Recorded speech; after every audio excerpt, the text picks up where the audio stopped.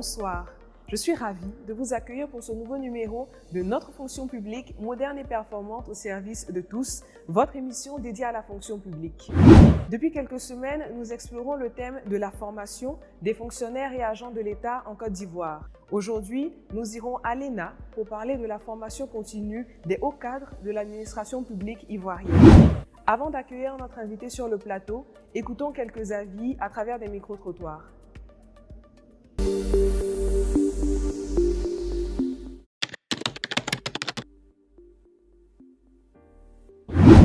Bon, l'ENA, je sais que c'est l'école nationale d'administration, située plus précisément aux Deux Plateaux. C'est une école qui forme les hauts fonctionnaires. On appelle ceux-là les énarques. Oui, je connais l'ENA. L'ENA est située aux Deux Plateaux.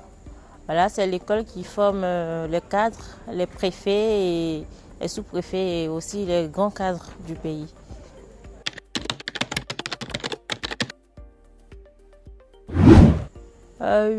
Oui, je le sais parce que pour des cadres qui souhaiteraient monter de grade, voilà, se font former à l'école nationale d'administration.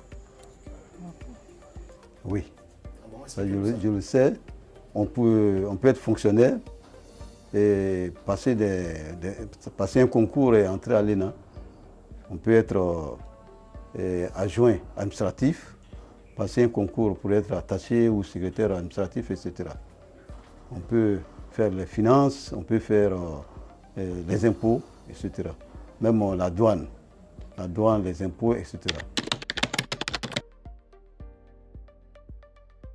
Malheureusement, je n'ai pas bénéficié d'une quelconque formation.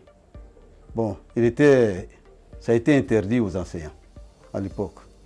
Certains enseignants passaient et la plupart de ceux qui étaient admis, c'était les enseignants du secondaire ou du primaire. Et le ministre de la fonction publique d'alors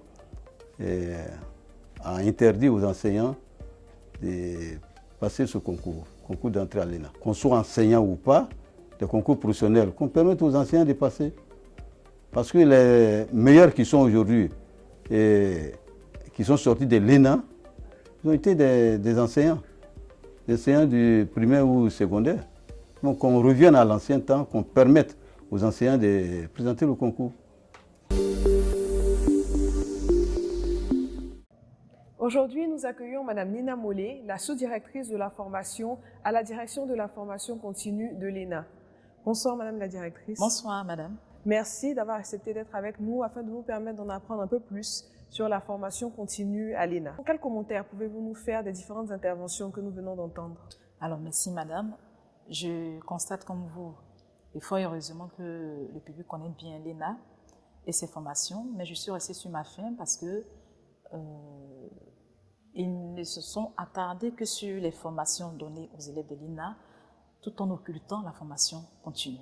C'est dommage parce que nous avons des formations de qualité qui sont données de manière professionnelle avec des enseignants, des formateurs outillés, expérimentés à la tâche. Et donc, je peux dire que l'ENA doit faire un effort par rapport à la visibilité de ces formations continues. Madame la directrice, l'ENA est reconnue pour être l'école qui forme l'élite de l'administration publique ivoirienne. Quelles sont justement les formations qui sont proposées par l'ENA? Alors, l'École nationale d'administration est un établissement public national qui a pour mission de former les fonctionnaires et agents de l'État. Ces missions sont inscrites dans le décret numéro 2016-1155 du 28 décembre 2016 portant attribution, organisation et fonctionnement de l'École nationale d'administration. Alors, pour répondre à votre question, l'ENA, qui est l'école de l'élite ivoirienne, a deux types de formation, la formation initiale et la formation continue. En ce qui concerne la formation initiale, cette formation est donnée aux élèves issus des concours d'entrée à l'ENA. Et cette formation regroupe trois cycles majeurs. Nous avons le cycle supérieur qui est formé en 30 mois, le cycle moyen supérieur qui est formé en 24 mois, le cycle moyen qui est formé en 20 mois. La formation de ces élèves est donnée en trois étapes majeures. La première étape, c'est la formation qu'on appelle le tronc commun. Et dans cette formation, ce sont des thématiques transversales que nous donnons aux élèves qui peut s'agir de l'économie, du droit, des finances publiques ou encore l'expression écrite et orale. La deuxième étape, c'est la formation des spécialités. Et cette formation, c'est une formation qui fait entrer les élèves en filière et donc l'élève sera formé dans son cœur de métier. C'est chaque année 11 administrations qui nous accompagnent, 11 administrations qui correspondent à 11 filières à l'ENA. Nous avons les impôts, les douanes, le trésor, les finances publiques. Nous avons aussi les affaires maritimes et portuaires, l'administration générale, le travail, affaires et sociales. Nous avons aussi la diplomatie. Mais depuis 2 ans déjà, nous avons 2 nouvelles filières qui sont rentrées en ligne de compte. C'est la filière santé et la filière ressources humaines. Après cette deuxième étape de formation, nous avons une dernière étape qui est la phase pratique, le stage. Le stage qui est donné à l'ensemble des élèves. Et à l'issue de ce stage-là, l'élève doit soit soutenir un mémoire pour le cycle supérieur ou le cycle moyen supérieur ou un rapport pour le cycle moyen. Et à côté donc de la formation initiale, qui est très importante bien évidemment, il y a la formation continue. Quels sont les contenus de ces formations? Alors, il faut dire que la direction de la formation continue de l'ENA est un pôle stratégie qui permet aux fonctionnaires et agents de l'État ainsi que des autres secteurs du privé d'avoir un contenu vraiment pointu en matière de renforcement des capacités. Alors, ce contenu est inscrit dans nos axes de formation qui représentent une gamme assez variée de thématiques actuelles, mais surtout axée sur l'environnement de l'administration. On peut citer entre autres la communication institutionnelle. On peut aussi citer la gouvernance inclusive, les problèmes liés aux gens. Pour faire un clin d'œil à l'agenda féminin, nous avons le leadership féminin.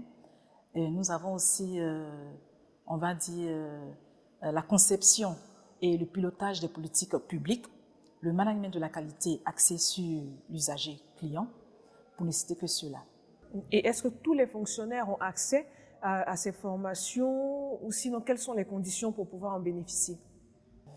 Tout le monde peut bénéficier de la formation continue au niveau de l'ENA, que ce soit le secteur public que le secteur privé. Alors, à côté de nos axes de formation, quelques modules que je vous ai donnés tout à l'heure, nous avons un catalogue de formation qui inscrit tous les modules que nous donnons à l'ENA. Bien évidemment, ce n'est pas exhaustif. Nous avons des formations à la carte qui prennent en compte la spécificité de chaque personne et puis des formations individualisées qui prennent en compte les problématiques même de l'entreprise qui nous sollicite. Et donc, chaque année, ce sont des personnes et des structures qui nous sollicitent pour les accompagner, soit pour tenir au mieux leur poste de travail, pour renforcer les capacités et pour se former en vue d'une éventuelle nomination. Madame la directrice, est-ce que l'ENA fournit des formations à distance? On va dire non, l'ENA ne fournit pas encore des formations à distance et nous savons que la formation à distance, c'est un principe d'équité.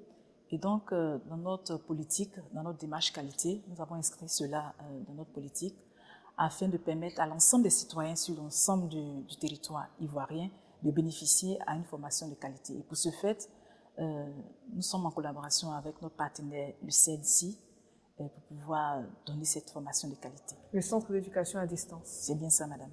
Merci, madame la directrice. Est-ce que vous avez un mot de fin pour nos téléspectateurs? Merci bien, madame. Permettez-moi d'insister sur l'importance de la formation continue. Nous savons que nous sommes dans un monde en perpétuel changement et donc se former régulièrement, c'est un atout et ça permet de renforcer nos acquis.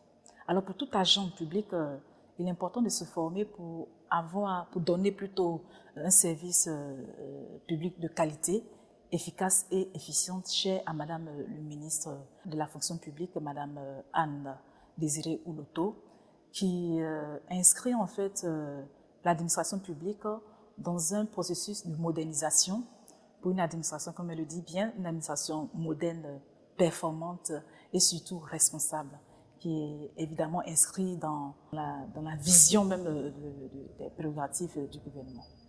Merci, madame la directrice. Je suis convaincue que vous avez été entendue. Merci.